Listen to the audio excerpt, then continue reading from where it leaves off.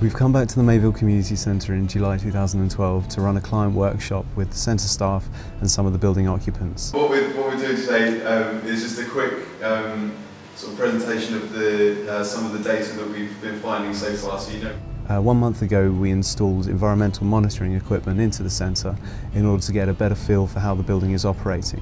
Yeah, officially my name is Mila and I joined in relatively recently, and now I was in charge of conducting this initial analysis of monitoring data. This will be the first summer that many of the building occupants have spent in the building, and we want to make sure that they're understanding the controls and understanding how best to moderate their environment in order to keep themselves cool and comfortable.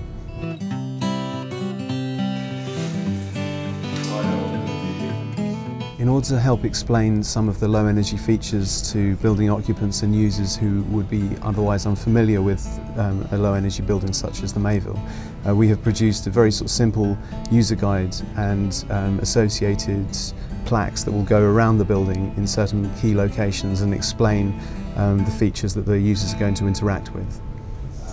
Or sort of markings for some of the different features in the building, so when you're going around, just to explain, for example, as you were saying before about the light in the bathroom, so that people know when they're going in that they shouldn't be looking for a switch to kind of.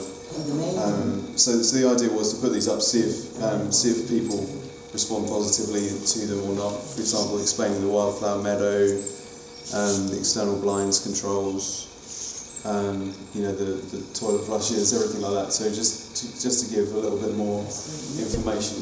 This is the first summer that many of the occupants have been within the building, and so one of the purposes of this workshop is to try and find out if there are any problems, make a record of them, and talk about ways that we might be able to resolve them. There is one that we do need for all the rooms, is the light switches if they're staying. The switches in the offices, it goes off all the time. The little switches. You press the up arrow button and stay for half an hour. Sometimes it'll stay for 5 minutes and go off. Yeah, that's because we found is when we were doing some of the initial analysis of the building that the lighting controls hadn't been set up as they should have been. So we've had the lighting designer come back and he's made an assessment of it. Despite the fact that the building is performing very well as a whole and that the comfort conditions are very good, we have found one area where the users are actually feeling uncomfortable, and so we wanted to look into that in more depth.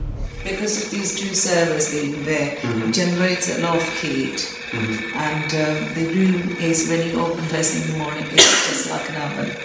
And then when you open the windows, because in the evening we have to close it, the server is still working, I suppose, and because of that, the fans on the server has to work more harder. This workshop was intended really for the centre management, people who are going to be there day in, day out, and who are going to have to explain the building to other occupants and more intermittent users. It's always designed to take 6 or more people.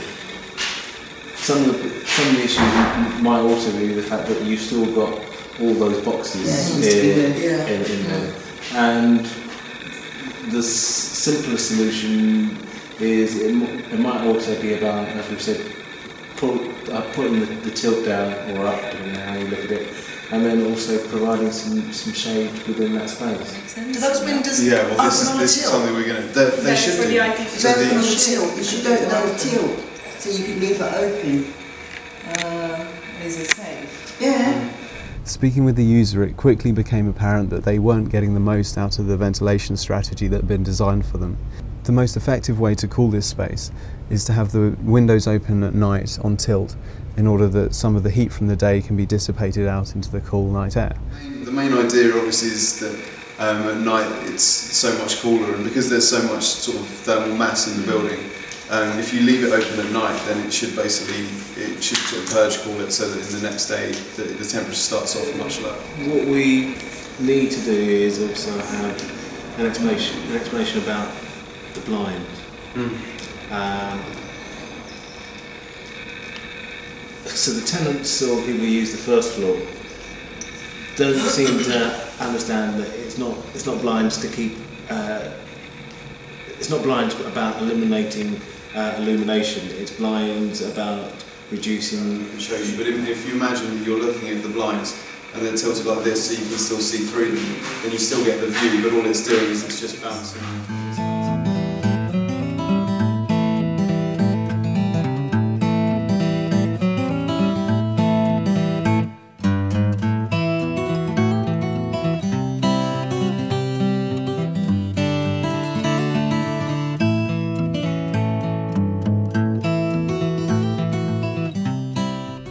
Although we've been carrying out our own analysis of the building, the most important thing for us is how the building users felt. So before we present to them the findings of our own studies, we wanted to ask them, and then we can cross-check anything that they said with our own data. The hall's not used as much as we would like. Obviously, it's used on a Thursday, for creches and on a Monday and Wednesday. Nothing on a Tuesday or Friday at the moment.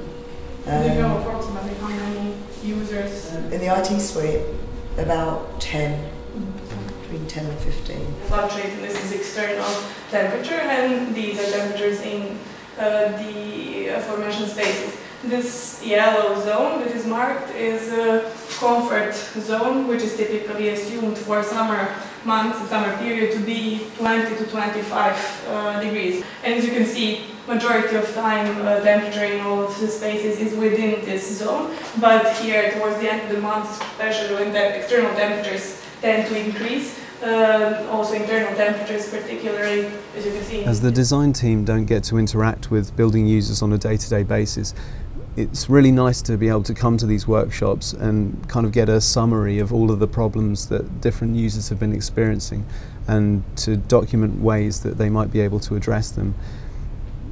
The results of this workshop will go forward into a plan of action which will allow us to address each of the individual concerns and actually take a kind of a wider view and realise that some of the problems are interrelated, and steps to address one problem may also have effects on the others. So further on, there is a bit more detailed analysis of temperature distributions in all these analyzed spaces. This first graph shows actually external temperatures, and again we can see that during this analyzed period in June, external temperatures weren't that high, and approximately almost 90% of time temperatures were below 20 degrees, which is quite, let's say, comfortable. Now, when we come to internal spaces, this second graph shows temperatures in IT room and confirms what you were saying, that there is a certain degree of overheating. Actually, it's highest in the IT room, and these bar charts marked in red, this is the overheating percentage. So we think this has been a really useful workshop. The building seems to be working as it should, and the clients seem to be happy. Where there have been problems, we've suggested ways that they can moderate their environment to improve their conditions, and we look forward to coming back and discussing the results with them in the next client workshop.